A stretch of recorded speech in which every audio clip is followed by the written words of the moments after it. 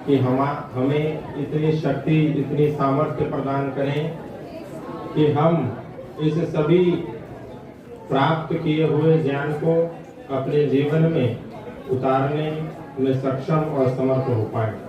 एक बार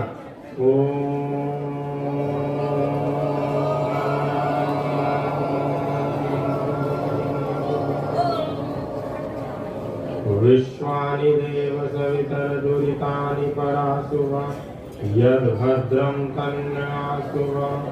ओम।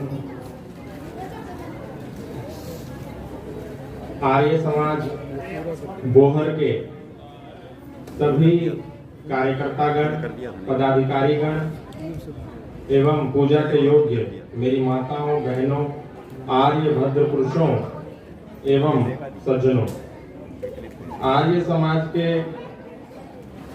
यशस्वी प्रधान श्री धनीराम आर्य जी, मंत्री श्री अजय आर्य जी, कोषाध्यक्ष श्री मोहन पहलवान जी, डॉक्टर यशदेव शास्त्री जी, डॉक्टर योगेश आर्य जी एवं जितने भी हमारे आर्य समाज के वटवृक्ष हैं, जितनी भी माताएं हैं, देवियां हैं और आने वाले समय के भविष्य के कर्णधार हैं, उन सभी को मैं प्रणाम करता हूं।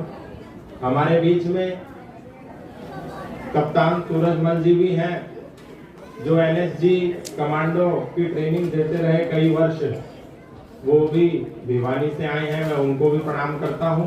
डॉक्टर पंकज आर्य भी हैं, गुरुकुल कांगड़ी वेद विभाग से, उनको भी नमन करता हूं। आज एक इतिहास का बहुत ही स्मरण करने योग्य पल है। सनातन वैदिक धर्म में कुछ ऐसे पर्व आते हैं जो सनातनी लोगों को जोड़ने का कार्य करते हैं। यदि हमें स्मरण हो तो दीपावली एक पर्व आता है, वो धन का संकेत देता है। वो संकेत देता है कि परमात्मा वेद में कहते हैं कि वयम श्याम पतयो रहीणाम, हम सब धन, ऐश्वर्य और संपदाओं के स्वामी हों। होली का पर्व आता है, वो हमें संगठन का संदेश देता है कि संग छद्वम संवदध्वम संभो मनांसि जानताम देवा भागम यथा पूर्वे संजानानाम उपासते। होली में क्या होता है, बहुत सारे हमारे मित्रों के बीच कुछ द्वेष आ जाते हैं, कुछ क्लेश आ जाते हैं। तो होली एक ऐसा पर्व है कि अरे हो गया जो होना था, अब आओ गले मिल जाओ। तो होली एक संगठन का, प्रेम का, अपनत्व का त्योहार है। दीपावली धन का त्योहार है कि हम ईश्वर से प्रार्थना करें कि हमें सत्य के मार्ग पर चलते हुए, नीति के मार्ग पर चलते हुए धन की प्राप्ति हो, अनीति के मार्ग पर नहीं, नीति के मार्ग पर। जैसे श्रद्धेय आचार्य यशवीर जी बता रहे थे, हम तो उनके सामने कोई विचार रखते हैं, इतनी योग्यता नहीं रखते हैं, क्योंकि उनको सुन के, उनको जानकर, उनके आशीषों और अनुग्रहों को पाकर के हम यहाँ तक पहुंचे। तो ये पर्व है। इसी प्रकार विजयादशमी जो पर्व है, वो केवल इस बात का पर्व नहीं है कि हम अपने हथियारों को निकालें और उस पर कुछ टीका तिलक करें और जय राम जी की हो गई। आजकल जो सनातन धर्म का पतन हो रहा है, वो इसी कारण से हो रहा है क्योंकि हम शब्दों को तो पढ़ते हैं किंतु उन पर मनन करके उसको जीवन में धारण नहीं करते। एक छोटी सी मैं आपको कथा सुनाऊंगा। एक बार एक तोतों का समूह जंगल में रहता था। बहुत ध्यान से सुनिए, क्योंकि मैं भी बहुत दूर से आया हूँ, सुबह 4 बजे से, और मैं यदि आऊं और आप मेरी बात ना सुने तो फिर मेरा आना भी निरर्थक और आपका इतना बड़ा आयोजन करना भी निरर्थक हो जाएगा। मैं बच्चों से भी कहूंगा कि बहुत अधिक अभी हलचल ना करें। आचार्य जी इतनी देर बोल के गए, आपने तो बस सुना ही है। तो पानी की मुझे नहीं लगता कि इतनी प्यास की आवश्यकता भी होगी, और हरियाणा के लोग हैं, ये तो घंटों घंटों भी बैठ सकते हैं। तो पानी का कार्यक्रम अभी थोड़ी देर अगर रोक दें तो बहुत अच्छा है। तो एक बार जंगल में तोतों का समूह रहता था, और तोतों को अक्सर कोई शिकारी आकर के पकड़ता था, पक्षियों को पकड़ता था, जानवरों को पकड़ता था। तो तोतों को एक पाठ एक बुद्धिजीवी व्यक्ति ने रटा दिया। उसने कहा कि मैं तुमको पाठ पढ़ाऊंगा, तुम्हें पाठ पढ़ना है और पाठ को कंठस्थ कर लेना है, जिससे तुम्हें कोई भी आताताई आकर के फंसाने में सक्षम नहीं हो पाएगा। तोतों ने कहा ठीक है। तो पहले दिन का पाठ पढ़ाया। उसने कहा तोतों मेरे पीछे पीछे बोलो। तोतों ने कहा ठीक है। बोला बहेलिया आएगा। सारे तोते बोले बहेलिया आएगा। दोबारा बोले बहेलिया आएगा, बहेलिया आएगा, बहेलिया आएगा, बहेलिया आएगा। पहला पाठ कंठस्थ हो गया तोतों को। अगले दिन फिर वो बुद्धिजीवी व्यक्ति आया। उसने कहा दूसरा पाठ सुनो, दाना डालेगा, दाना डालेगा, दाना डालेगा, दाना डालेगा। तोतों ने पाठ कंठस्थ कर लिया, बहेलिया आएगा, दाना डालेगा, बहेलिया आएगा, दाना डालेगा। तीसरे दिन फिर वो बुद्धिजीवी व्यक्ति आया। बोला आज ये तीसरे दिन का और अंतिम पाठ है, इसको और कंठस्थ कर लो, फिर तुम्हारा बेड़ा पार हो जाएगा, फिर तुम्हें और कुछ करने की आवश्यकता नहीं। उसने कहा जी ठीक है। सारे तोतों को तीसरा पाठ पढ़ाया गया। पर हम फंसेंगे नहीं, पर हम फंसेंगे नहीं, पर हम फंसेंगे नहीं। तो 3 दिन का पाठ मिलाकर के क्या हो गया, सारे तोते बोलने लगे बहेलिया आएगा, दाना डालेगा, पर हम फंसेंगे नहीं। बहेलिया आएगा, दाना डालेगा, पर हम फंसेंगे नहीं। अचानक से शिकारी शिकार करने वाला आ गया। उसने सुना सारे तोते पेड़ पर बैठ करके बोल रहे हैं बहेलिया आएगा, दाना डालेगा, पर हम फंसेंगे नहीं। उसने कहा ये पाठ इनको कौन पढ़ा गया? और क्योंकि इन्होंने ये पाठ पढ़ लिया, अब तो मेरा धंधा चौपट, क्योंकि ये तो विद्वान हो गए, इनको तो जानकारी हो गई, ये तो सक्षम हो गए। और सक्षम लोगों को, जानकार लोगों को, बुद्धिजीवी लोगों को फंसाना बहुत सरल कार्य नहीं है। लेकिन फिर भी बहेलिये ने सोचा चलो मेरा काम तो है जाल बिछाना, मैं जाल बिछाता हूं, बाकी इनकी किस्मत और मेरी किस्मत। उसने जाल बिछा दिया। तोते पाठ रट रहे हैं, बोल रहे हैं बहेलिया आएगा, दाना डालेगा, पर हम फंसेंगे नहीं। लेकिन आपको जानकर के आश्चर्य होगा, बहेलिये ने, शिकारी ने जाल बिछाया, दाना डाला, तोते पेड़ से ऊपर से नीचे उतर के आए और जाल में फंस गए। इस कहानी से हमको क्या संकेत मिलता है कि केवल और केवल शब्दों को रट लेने से और उस पर मनन न करने से, चिंतन न करने से, मंथन न करने से, जीवन में धारण न करने से हमें उन बातों को दोहराने का कोई अर्थ नहीं रह जाता और वह सभी बातें जीवन में निरर्थक हो जाती हैं। हम बोले किसी भी बात को, आजकल बहुत सारे गीता मनीषी घूम रहे हैं समाज में, बोलते हैं गीता का पाठ करो, गीता का पाठ करो, और घरों के अंदर वो पुस्तकें भेज दी उन्होंने। बोले तुम्हें 1 अध्याय का पाठ प्रतिदिन करना है, और सुबह माताएं बैठ जाती हैं, बोलते हैं धर्म क्षेत्र कुरुक्षेत्र समवेता युद्धस्वाद माम का पांडवश्चैवा किम कुर्वत संजय नैनम जिद्दन्ति शस्त्राणि नैनम दहति पावका न चैनम क्लेन्द्यन्त्रापो न शोषयति मारुता। ऐसे करके करके करके उनका काम है बस, बहुत सारी माताओं का, कि उनको 1 अध्याय रोज पढ़ना है। लेकिन उनका क्या, खाना पूर्ति करनी है, खाना पूर्ति करनी है। हतो वा प्राप्तसी स्वर्गम जीत्वा वा भोक्ष्यसे महिम तस्मात् उत्तिष्ठ कौन्तेय युद्धाय कृत निश्चय। उनका एक खाना पूर्ति उनके आचार्यों ने दे दी कि तुमको प्रतिदिन गीता का 1 अध्याय करना है, उससे भगवान कृष्ण प्रसन्न हो जाएंगे और तुमको प्रतिफल देंगे।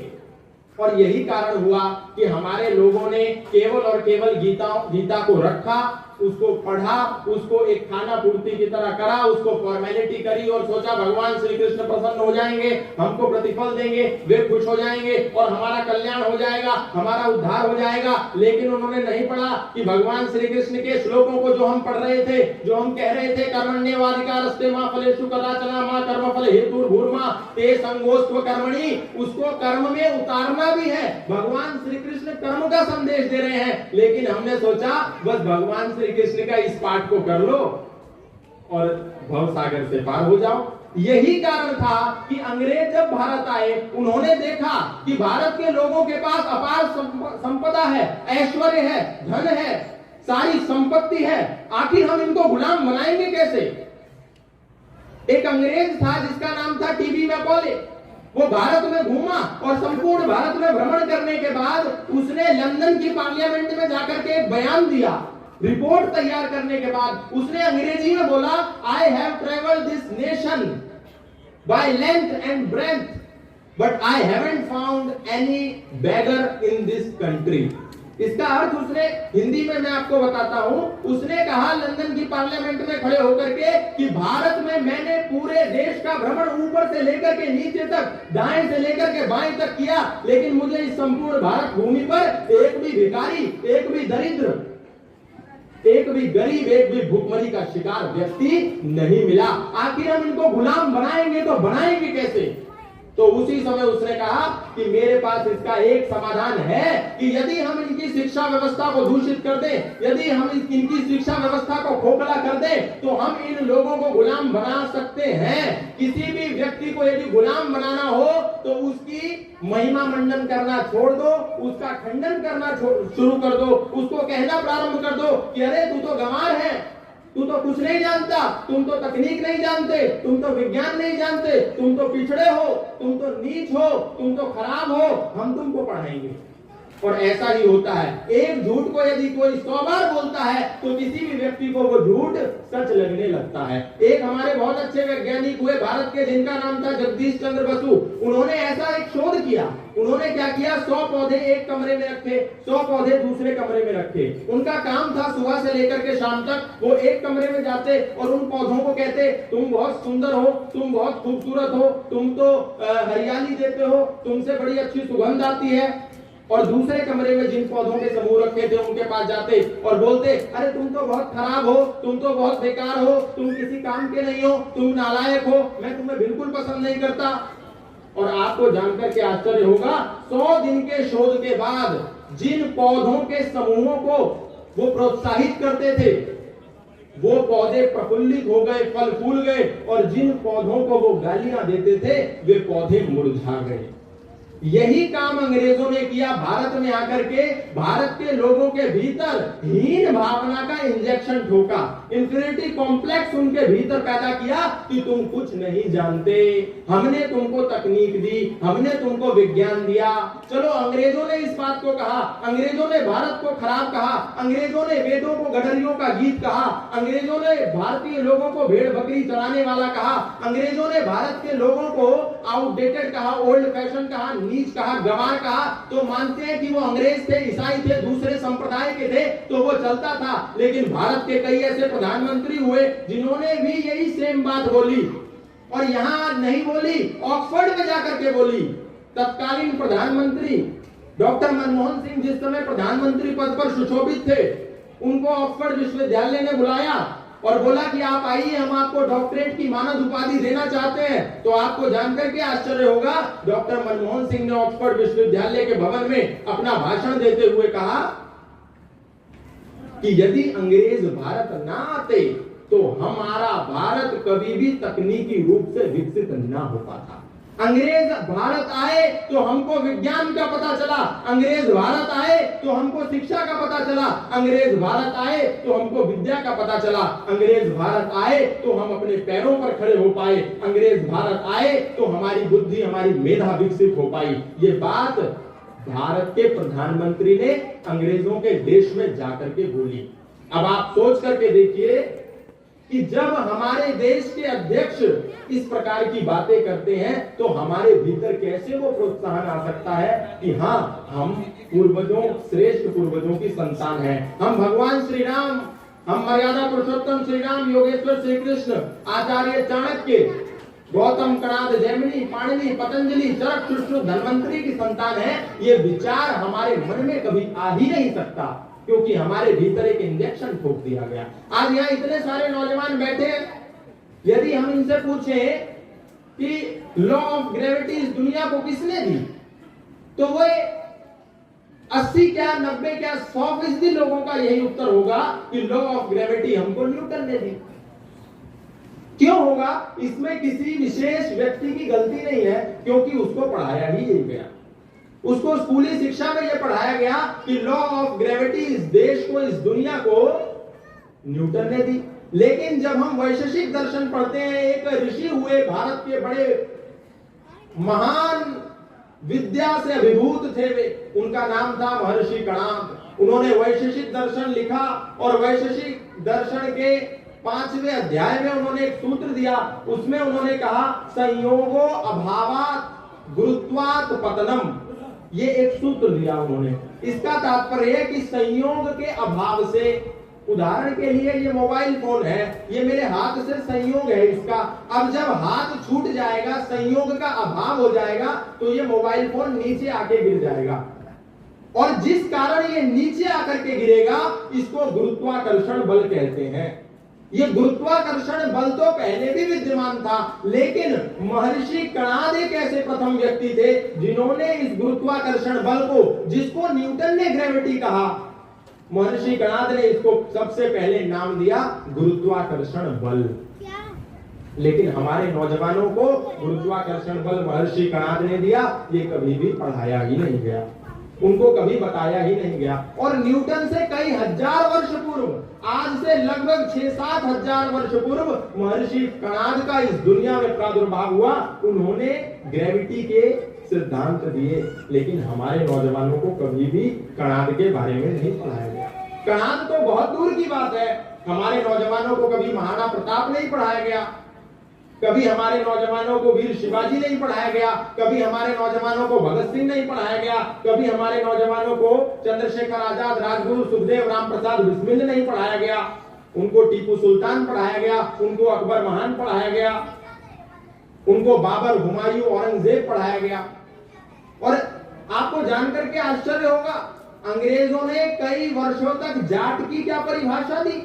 अंग्रेजों ने जाट की परिभाषा पुस्तकों में दी कि जाट मतलब अंग्रेजों के जर खरीद गुलाम, और हमारे नौजवानों ने उसको पढ़ा, किसी ने उस पर प्रश्न नहीं उठाया। और भारत आजाद होने के बाद भी लगातार 4-5 शिक्षा मंत्री इस देश के मुसलमान बने।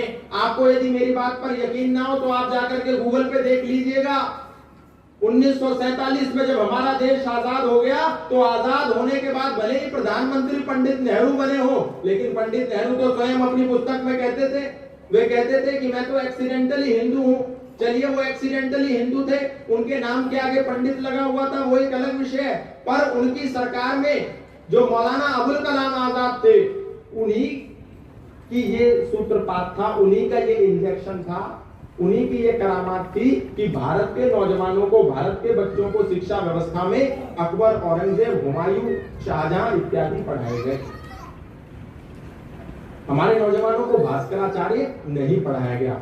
भास्कराचार्य कौन? भास्कराचार्य एक ऋषि हुए जिन्होंने गणित के ऐसे सूत्र दिए, जिन्होंने सिद्धांत शिरोमणि नाम की पुस्तक दी, जिन्होंने लीलावती नाम की पुस्तक दी। नासा के लाइब्रेरी को जो आज भास्कराचार्य की पुस्तकें सुशोभित कर रही हैं, उस भास्कराचार्य को भारत में नौजवानों के बीच में पुस्तकों में नहीं पढ़ाया जाता। आपको जानकर के आश्चर्य होगा, भास्कराचार्य की एक छोटी सी पुत्री थी जिसका नाम था लीलावती। भास्कराचार्य छोटी सी उम्र में उस लीलावती नाम की अपनी पुत्री को गुरुत्वाकर्षण के सिद्धांत बताते थे। जिस गुरुत्वाकर्षण को महर्षि कणाद ने एक नाम दिया गुरुत्वाकर्षण, उसी गुरुत्वाकर्षण की विवेचना महर्षि भास्कराचार्य ने की।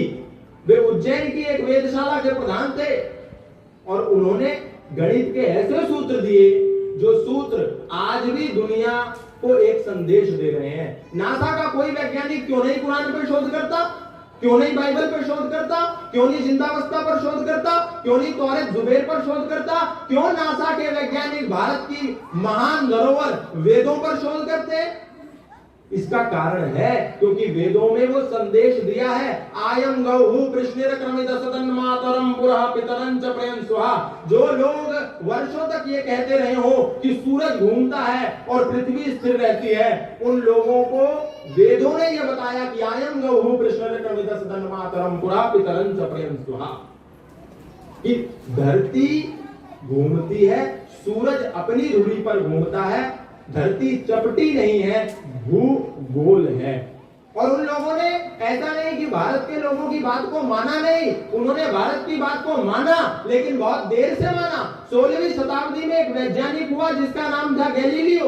उसने कहा कि धरती चपटी नहीं है, धरती गोल है।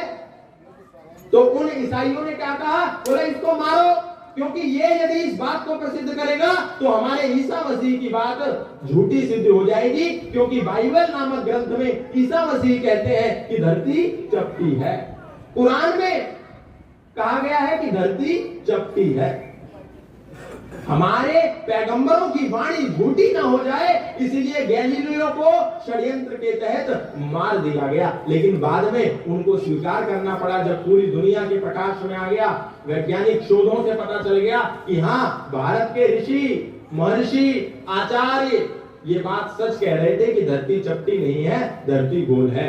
और एक इंफिनिटी कॉम्प्लेक्स, एक हीन भावना का शिकार हमारे भारत के नौजवान और हो गए। उन्होंने कहा कि अरे ये गुरुकुल में पढ़ने वाला क्या बन सकता है, गुरुकुल में पढ़ने वाला पंडित जी बन जाएगा, ज्यादा ज्यादा हवन कराएगा, पूजा करेगा, पाठ करेगा, आचार्य बनेगा, पुरोहित बनेगा। ये गुरुकुल में पढ़ने वाला वैज्ञानिक थोड़ी बन सकता है, गुरुकुल में पढ़ने वाला तो पंडित जी बनता है, गुरुकुल में पढ़ने वाला चिकित्सक थोड़ी बन सकता है, गुरुकुल में पढ़ने वाला डॉक्टर थोड़ी बन सकता है, गुरुकुल में पढ़ने वाला इंजीनियर नहीं बन सकता। लेकिन जब हम इतिहास को पढ़ते हैं तो हमें पता चलता है कि इतिहास में भास्कराचार्य जैसे महान ऋषि हुए, जिन्होंने अपनी पुत्री को भी विज्ञान पढ़ाया, और विज्ञान पढ़ाते पढ़ाते एक ऐसा लीलावती नाम का ग्रंथ दे दिया जिसकी आज पूछ पूरी दुनिया में। और रही चिकित्सा व्यवस्था की बात, तो आचार्य सुश्रुत किसी से छुपे नहीं है। शल्य चिकित्सा का शोध आचार्य सुश्रुत ने किया। फादर ऑफ सर्जरी पूरी दुनिया मानती है। और आप जब जर्मन में जाएंगे तो आपको पता चलेगा कि जर्मन ने तो पूरे स्वास्थ्य विभाग में एक विभाग चरकोलॉजी नाम का विकसित किया हुआ है, जिसमें वो पूरा चरक संहिता पर शोध करते हैं। महर्षि चरक ने चरक संहिता नाम की एक अमूल्य धरोहर इस दुनिया को दी, जिसमें 300 से अधिक सर्जरी का विधान बताया कि 300 से अधिक सर्जरी हो सकती है। और ये आज नहीं बताया, ये वर्षों वर्षों पूर्व बताया। लेकिन हमने उस चरक संहिता पर शोध नहीं किया और एलोपैथी पर विश्वास कर लिया। हमारा विश्वास आयुर्वेद से उठ गया। और जबकि आयुर्वेद इस बात को कहता था कि आयुरस्मिन् विद्यते इत्यायुर्वेदा। इसका तात्पर्य क्या है? एलोपैथी कब खाते हैं? जब किडनी में कोई प्रॉब्लम हो जाए, जब हार्ट में कोई प्रॉब्लम हो जाए तो कोई गोली लाते हैं और सोचते हैं इसको खा लेंगे हमारा हार्ट ठीक हो जाएगा, किडनी ठीक हो जाएगी। दवाई लाते हैं हार्ट की, हार्ट थोड़ा बहुत ठीक हो जाता है, किडनी खराब हो जाती है। दवाई लाते हैं किडनी की, किडनी थोड़ी बहुत ठीक हो जाती है, लीवर में गड़बड़ हो जाती है। लीवर की दवाई लाते हैं तो पथरी हो जाती है। ये क्या है? ये ट्रायल एंड एरर का कॉन्सेप्ट है, जो अंग्रेजों की चिकित्सा व्यवस्था थी, जो उनके भौगोलिक परिक्षेत्रों के हिसाब से बनी थी, उसको हमने अपना लिया। और आयुरस्मिन् विद्यते, आयु को बढ़ाने वाली विद्या का जो विज्ञान था, उसको हमने दूर उठा करके फेंक दिया। हमने कहा कि इसको हम नहीं लेंगे। हमारे ऋषियों ने कहा कि सुबह उठकर उषा पान कर लो, खाली पेट पानी पी लो, तो तुम्हारे 50 प्रकार के जो रोग आने की संभावना है वो समाप्त हो जाएगी। हमने वो नहीं पिया और हमने बेड टी पीना शुरू कर दिया, हमने कॉफी पीना शुरू कर दिया, हमने ऐसी ऐसी चीजें खाना शुरू कर दिया जिसने हमारे शरीर को पूर्ण रूप से खोखला कर दिया। उस चरक ऋषि की, उस वाग्भट की, उस निघंटु के सिद्धांतों को हमने अपने जीवन में नहीं उतारा और हम इससे बचते चले गए। इन ऋषियों ने हमको बताया कि हमें जीवन में किन सिद्धांतों का पालन करना है, जिन सिद्धांतों के पालन करने से हृदयघात की समस्या का स्टेज कभी पैदा ही ना हो। अंग्रेजी शिक्षा व्यवस्था, अंग्रेजी चिकित्सा व्यवस्था हमको बताती है कि हार्ट यदि फेल हो जाए तो क्या करना है, लेकिन चरक सुश्रुत धन्वंतरी की चिकित्सा व्यवस्था हमको बताती है हमको आखिर ऐसा क्या करना है कि हार्ट कभी फेल ही ना हो। दोनों की चिकित्सा में एक बहुत माइनर सा, बहुत बारीक सा भेद है जिसको हमको समझना चाहिए। 125 प्रकार के इंस्ट्रूमेंट, जो इंस्ट्रूमेंट आज हमारी मॉडर्न मेडिकल साइंस बच्चों को देती है बताने के लिए कि किसी का हार्ट कैसे प्लांट करना है, किसी की किडनी कैसे ट्रांसप्लांट करनी है, किसी का शरीर कैसे ठीक करना है, किसी का ऑपरेशन कैसे करना है, किसी की सर्जरी कैसे करनी है, उस सर्जरी के लगभग 125 औजार, 125 इंस्ट्रूमेंट हमारे महर्षि चरक ने चरक संहिता में वर्णन करके गए, लेकिन हम उसको नहीं जान पाए। ऐसे